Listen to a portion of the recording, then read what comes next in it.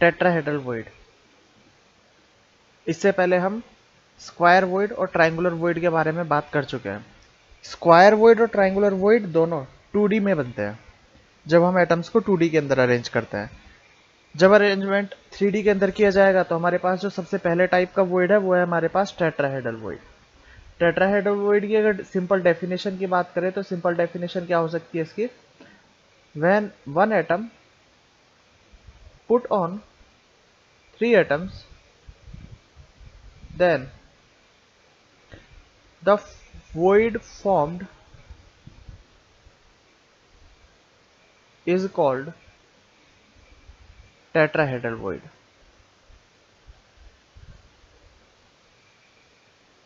मतलब जब एक एटम को 3 एटम के ऊपर रखा जाएगा तो जो वॉइड फॉर्म होगा उस वॉइड की शेप को हम क्या बोलेंगे?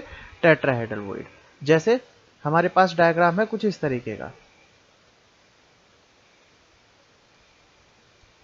यहां पर देखो, यहां पर ये 3 एटम रखे हुए, नाम दे रहा हूं मैं, ये नंबर 1, नंबर 2 एंड नंबर 3। ये 3 एटम है। इन 3 एटम के ऊपर इस रेड एटम को यहां पर रखा गया है। तो जब 3 एटम के ऊपर जब एटम रखा जाएगा, रेड एटम रखा जाएगा, तो ये बीच में जो ट्रायंगुलर वॉइड की शेप चेंज होने के बाद ये जो शेप बना, इसे हम क्या बोलेंगे? इसे हम बोलेंगे टेट्राहेड्रल वॉइड। ठीक है, इसे दूसरे तरीके से देखते हैं हम कुछ इस तरीके से। देखो यहां पर 3 एटम ये रखे हुए हैं, जो मैंने नंबर यहां दिए हैं वही नंबर मैं यहां पर दे रहा हूं, 1, 2 एंड 3। ये 3 एटम यहां पर है। और ये जो 4th एटम है, रेड एटम, इसको हम कहां से रख रहे हैं? इन 3 एटम के ऊपर इस तरीके से रखा जा रहा है। तो बीच में ये जो स्पेस है, ये स्पेस, इनके सेंटर्स को मैच करके देखते हैं। देखो, इनके सेंटर्स को मैं मैच कर देता हूं एक बार।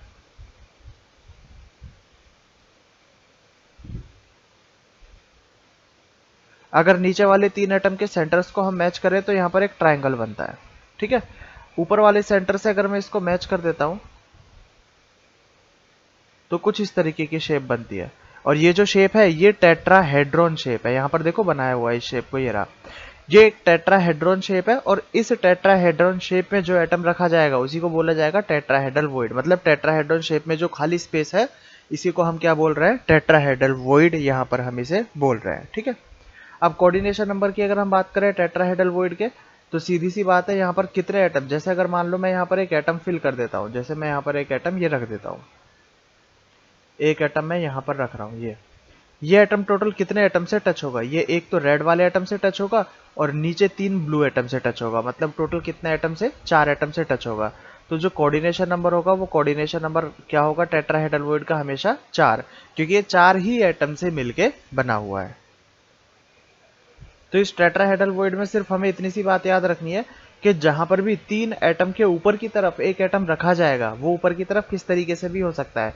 हमारा विजुअलाइजेशन ये भी हो सकता है और ये भी हो सकता है। तो जहां पर 3 एटम के ऊपर एक एटम होगा वहां पर बीच में क्या प्रेजेंट होगा? टेट्राहेड्रल वॉइड प्रेजेंट होगा। अब इंपॉर्टेंस क्या है इसकी? जब हम क्यूबिक यूनिट सेल की बात करेंगे, एक लैटिस की बात करेंगे, तो उस लैटिस के अंदर टेट्राहेड्रल वॉइड कहां कहां पर प्रेजेंट हो सकता है वो हमें बहुत ज़्यादा ज़रूरी है, पता होना चाहिए, क्योंकि न्यूमेरिकल्स वहीं से आते हैं। तो अब हम लोग देखते हैं कि टेट्राहेड्रल वॉइड की पोजीशन कहाँ पर और किस तरीके से हो सकती है। तो हमारे पास ये एक लैटिस है। इस लैटिस के अंदर सबसे पहले तो हम एफसीसी स्ट्रक्चर बनाते हैं। ठीक है, क्योंकि हमारी जितनी भी स्टडी है आगे वो सभी एफसीसी स्ट्रक्चर के अंदर ही होगी। अब एफसीसी के अंदर क्या होगा? एफसीसी के अंदर एटम्स प्रेजेंट होंगे कॉर्नर्स पर, हम जानते हैं ये। तो मैंने कॉर्नर्स पर एटम बनाए है।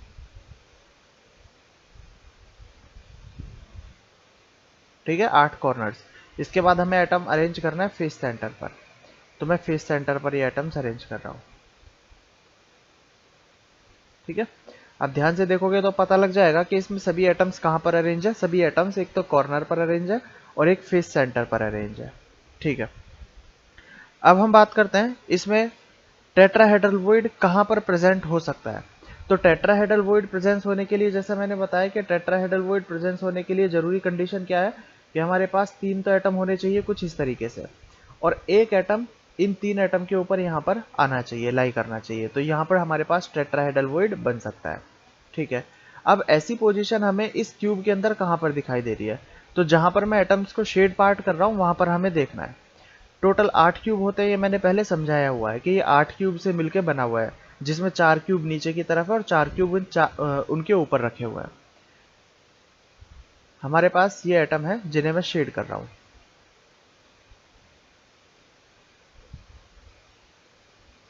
ये 4 एटम की हम बात करें, अगर हम इन 4 एटम की बात करें तो देखो इनमें हमारे पास इनमें से 3 एटम फेस सेंटर है। कौन कौन से? ये फेस सेंटर पर प्रेजेंट है, ये भी फेस सेंटर पर प्रेजेंट है और ये भी फेस सेंटर पर प्रेजेंट है।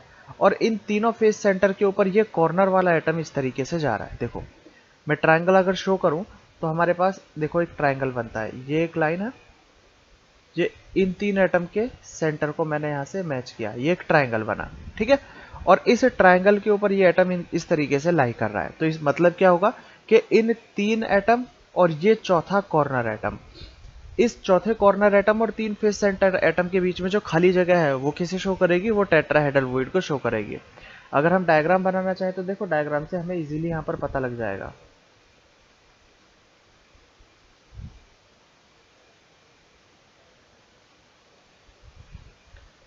इस भी सेंटर को हम मैच कर देते हैं, ये इस एटम को मैंने सबसे मैच कर दिया। ये डायग्राम देखो, ये डायग्राम हमारा किसका बना हुआ है? टेट्राहेड्रॉन का डायग्राम बना हुआ है, जिसमें नीचे एक ट्रायंगल है और ऊपर वाला एटम इन ट्रायंगल को सभी से मैच कर रहा है। तो इसके बीच की खाली जगह जितनी भी है, मतलब यहाँ पर ये पूरा का पूरा टेट्राहेड्रॉन है और इसके अंदर जो भी एटम रखा जाएगा उसे हम बोलेंगे कि वो टेट्राहेड्रल वॉइड पर एटम रखा हुआ है, ठीक है। तो अब एक बार अगर पोजीशन देखी जाए इस टेट्राहेड्रल वॉइड की, तो ये जो ट्रायंगल टेट्राहेड्रॉन बना हुआ है ये पूरा का पूरा इस क्यूब के अंदर बना हुआ है, ठीक है। कौन सा क्यूब? जैसा मैंने बताया कि इस बड़े क्यूब मतलब जो लैटिस है उसके अंदर टोटल छोटे छोटे 8 क्यूब हैं, 4 क्यूब नीचे और 4 क्यूब ऊपर। इसमें सबसे फ्रंट वाले क्यूब में, फ्रंट वाले 2 में लेफ्ट वाला क्यूब, मतलब ये जो क्यूब है इस क्यूब के अंदर ही ये पूरा स्पेस है। तो हम बोल सकते हैं कि ये जो एक क्यूब है, इस एक क्यूब के सेंटर पर यहाँ पर टेट्राहेड्रल वॉइड प्रेजेंट है। तो जिस तरीके से इसके सेंटर पर प्रेजेंट है इसी तरीके से यहाँ पर भी प्रेजेंट होगा, उसके पीछे भी होगा और उसके पीछे भी होगा। तो हम इजीली बोल सकते हैं कि टेट्राहेड्रल वॉइड यहाँ कहाँ प्रेजेंट होगा? टेट्राहेड्रल वॉइड जहां पर इस क्यूब के सेंटर में, यहां पर, ठीक है। इसी तरीके से इसके पीछे वाले क्यूब के सेंटर में भी प्रेजेंट होगा, ठीक है। उसके पीछे भी सेंटर में और यहां पर भी सेंटर में, मतलब ये जो नीचे 4 क्यूब रखे हुए हैं इन चारों क्यूब के सेंटर में। और इसी तरीके से ये ऊपर जो 4 क्यूब है उनके सेंटर में प्रेजेंट होगा। तो टोटल कितने हुए हमारे पास? ये 8। और अगर इन 8 को मैच कर दें हम तो यहां भी एक क्यूब बन जाएगा। देखो ये है शेप बना, जब इनको मैच किया तो यहां भी एक शेप बनेगा, ठीक है। और अगर लाइनिंग से हम इन टेट्राहेड्रल वॉइड को मैच कर दें तो इन टेट्राहेड्रल वॉइड से भी एक यहां पर क्यूब बन रहा है, ठीक है। तो ये टेट्राहेड्रल वॉइड की पोजीशन होगी। मतलब ऐसा बोल सकते हैं कि जो छोटे छोटे 8 क्यूब दिखाई दे रहे हैं इनके बॉडी सेंटर को अगर हम मैच कर दें तो इनके बॉडी सेंटर को मैच करने से जो क्यूब बन रहा है यही हमारे पास टेट्राहेड्रल वॉइड की पोजीशन यहां पर है, ठीक है। अब मैं इस क्यूब को रिमूव कर देता हूं अंदर टेट्राहेड्रल वाले क्यूब को, ठीक है। अब पोजीशन हम देख चुके हैं। अब इस पोजीशन को हम एक बार डिफाइन कर लेते हैं कि जब न्यूमेरिकल्स आएगा तो न्यूमेरिकल्स में किस तरीके से पोजीशन डिफाइन की जाएगी। देखो अगर मैं यहां से एक लाइन ड्रॉ करूं, ये मैंने एक लाइन ड्रॉ किया, ठीक है। ये एक बॉडी डायगोनल ड्रॉ किया है मैंने। पता है हम लोगों को कि ये जो लाइन होती है ये बॉडी डायगोनल की लाइन होती है। इस अपोजिट कॉर्नर को जब मैंने मैच किया तो एक बॉडी डायगोनल मैं यहाँ ड्रॉ कर देता हूँ। ये एक बॉडी डायगोनल यहाँ पर मैंने ड्रॉ किया सेम इसी तरीके से, सिमिलर तरीके से, ठीक है। अब इस बॉडी डायगोनल में कॉर्नर वाले एटम कहाँ पर है? ये कॉर्नर एटम है, ये कॉर्नर एटम है, ठीक है। ये हमारे पास कॉर्नर एटम हुए जो मैंने शेड किए हुए हैं, ये रहे, ठीक है।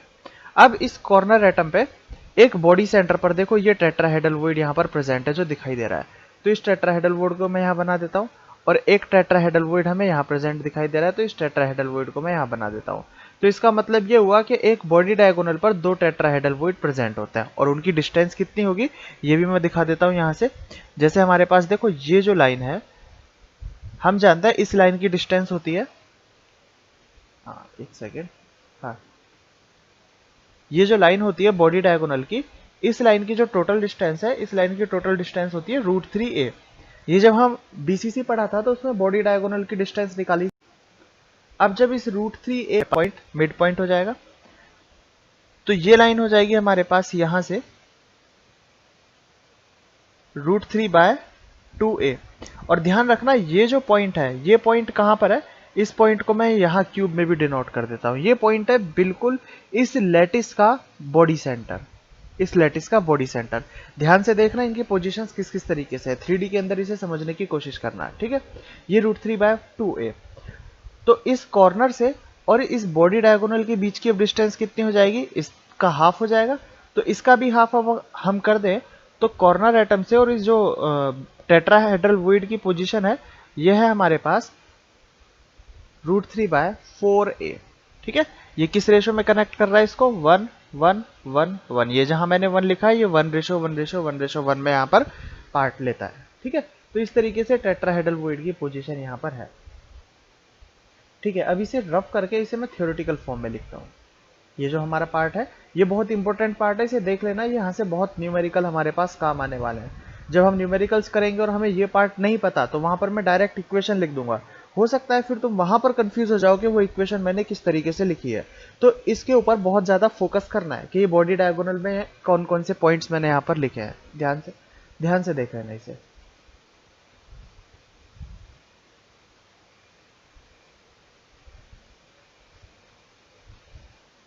ठीक है। अब थ्योरेटिकल फॉर्म में अगर लिखा जाए यहाँ पर तो देखो टेट्राहेड्रल वॉइड की जो पोजीशन होगी वो क्या होगी,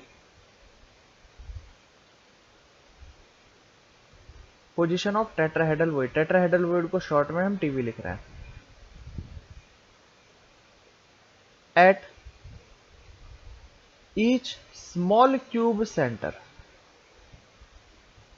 स्मॉल क्यूब का मतलब समझ गए होगे तुम लोग कि यहाँ पर टोटल 8 क्यूब है। ये एक लेटिस क्यूब है, ये जो 8 क्यूब से मिलके एक क्यूब बना है बड़ा वाला, ये एक लेटिस क्यूब है। और इसके अंदर जो छोटे छोटे क्यूब है इसको बोला जा रहा है स्मॉल क्यूब। तो हर क्यूब के सेंटर पर ये प्रेजेंट है, ठीक है। दूसरा, at one body diagonal, at one body diagonal 2 tetrahedral voids are present, ठीक है। और टेट्राहेड्रल वॉइड पर प्रेजेंट कहां पर है ये भी मैं बता चुका हूं, √3/4a डिस्टेंस पर प्रेजेंट है। मतलब यहां से यहां तक की जो डिस्टेंस है, ये जो डिस्टेंस है ये कितनी है हमारे पास, ये है √3/4a, ठीक है। बॉडी डायगोनल का 1/4 पार्ट। तो ये टेट्राहेड्रल वॉइड की पोजीशन हुई, ठीक है। अब हम बात करते हैं टोटल नंबर ऑफ एटम्स की। Total atoms in 1 unit cell,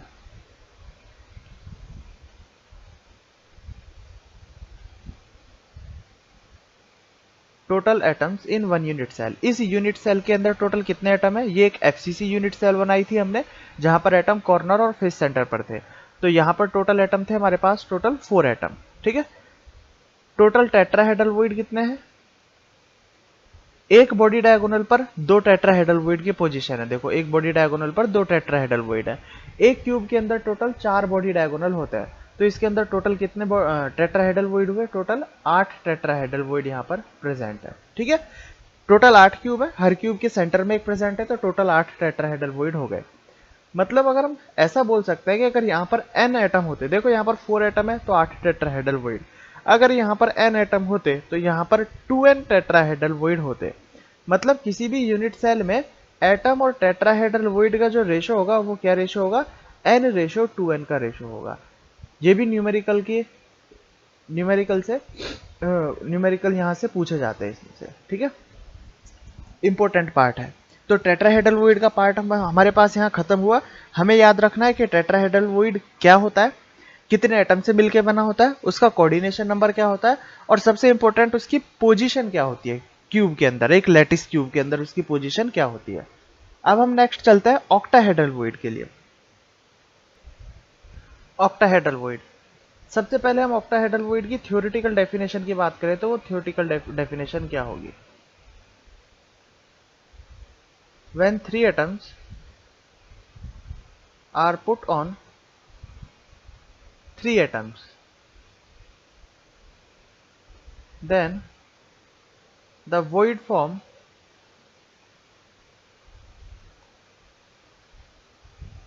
is called octahedral void,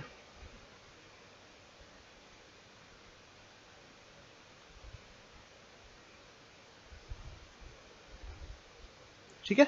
जब 3 एटम के ऊपर 3 एटम रखे जाएंगे तो जो वॉइड फॉर्म होगा उसे क्या बोलेंगे हम लोग, ऑक्टाहेड्रल वॉइड।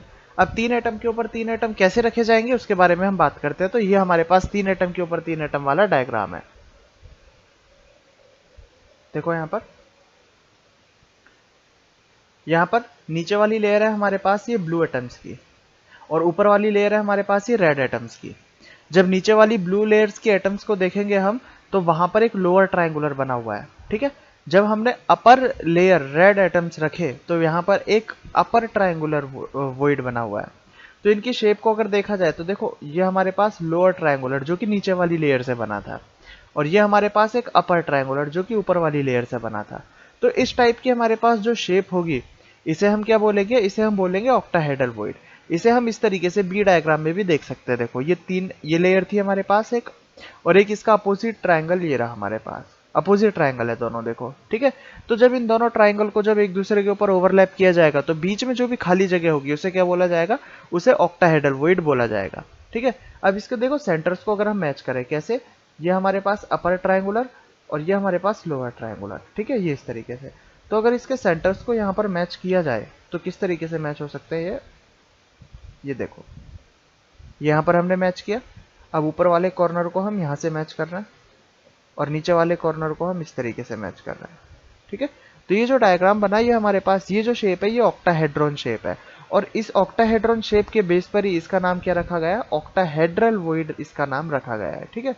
तो अब इस ऑक्टाहेड्रल वॉइड में हमें क्या याद रखना है कि जहां पर भी हमें 3 एटम के ऊपर 3 एटम रखे हुए मिलेंगे, वहां हम बोल देंगे कि वो ऑक्टाहेड्रल वॉइड है।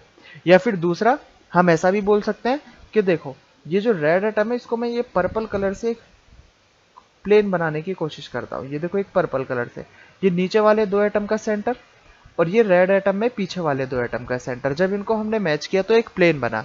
इस प्लेन में एक एटम, ये एटम है रेड वाला, ये एटम आगे की तरफ है, ठीक है।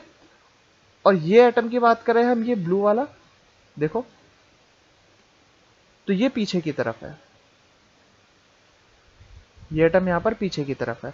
तो इसका मतलब प्लेन के एक एटम अगर आगे की तरफ और एक एटम पीछे की तरफ हो तो उसे भी हम ऑक्टाहेड्रल शेप बोलेंगे। हम केमिकल बॉन्डिंग में भी इस टाइप की शेप पढ़ चुके हैं। जैसे हमारे पास ये एक प्लेन है, इस प्लेन में एक एटम ऊपर और एक एटम नीचे, तो इस शेप को हम क्या बोल देते हैं, इस शेप को बोल दिया जाता है ऑक्टाहेड्रल शेप। इसी को डिफाइन किया जाता है ऑक्टाहेड्रल। इस तरीके से यहाँ पर ऑक्टाहेड्रल बन सकता है। ये भी एक ऑक्टाहेड्रॉन ही है, सिर्फ देखने का डिफरेंस है, ठीक है। तो जहां पर भी ऐसी शेप होगी वो ऑक्टाहेड्रल शेप होगी, ठीक है। तो ये तो वो हमारे पास ऑक्टाहेड्रल वॉइड क्या होता है उसका डेफिनेशन। अब हम कोऑर्डिनेशन नंबर की बात करते हैं। तो कोऑर्डिनेशन नंबर देखो, सीधी सी बात है, ये एटम कितने ये वॉइड कितने एटम से मिलकर बना हुआ है, ये टोटल 6 एटम से मिलकर बना हुआ है। 3 एटम ये ऊपर रेड और 3 एटम नीचे ब्लू। तो अगर बीच में कोई भी एटम रखा जाएगा तो ये 6 के 6 एटम से टच होगा। तो इसका जो कोऑर्डिनेशन नंबर होगा ऑक्टाहेड्रल वॉइड का, वो कोऑर्डिनेशन नंबर क्या होगा, यहाँ पर 6 इसका कोऑर्डिनेशन नंबर होगा, ठीक है। अब हम बात करते हैं ऑक्टाहेड्रल वॉइड की पोजीशन के बारे में कि ऑक्टाहेड्रल वॉइड की पोजीशन हम किस तरीके से निकालेंगे। तो देखो यहाँ पर ये एफसीसी लैटिस लिया गया। अब इस एफसीसी लैटिस में सबसे पहले हमें क्या करना है, इस एफसीसी लैटिस में हमें एटम्स अरेंज करना है। कहां पर, कॉर्नर्स और फेस सेंटर, ठीक है। तो कॉर्नर और फेस सेंटर पर एटम इजीली अरेंज कर सकते हैं, कॉर्नर्स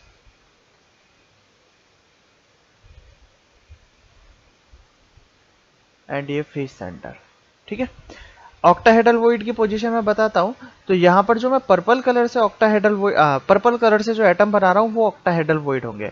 ऑक्टाहेड्रल वॉइड की पोजीशन होती है एज सेंटर और बॉडी सेंटर पर। तो यहां पर देखो जितने भी एज हैं, मैं उन एज के सेंटर पर, टोटल 12 एज होंगे, तो यहां पर एज के सेंटर पर मैं बना रहा हूं एटम्स, और ये एटम्स ही ऑक्टाहेड्रल वॉइड है। ये 12 हो गए हमारे पास एज सेंटर, और बीच में हमारे पास ये जो है ये बॉडी सेंटर है, ठीक है। तो बॉडी सेंटर पर भी ऑक्टाहेड्रल वॉइड प्रेजेंट होगा, ठीक। देख लेते हैं, एक बार लिख लेते हैं इसको थ्योरेटिकल फॉर्म में। तो ऑक्टाहेड्रल वॉइड की पोजीशन क्या हुई,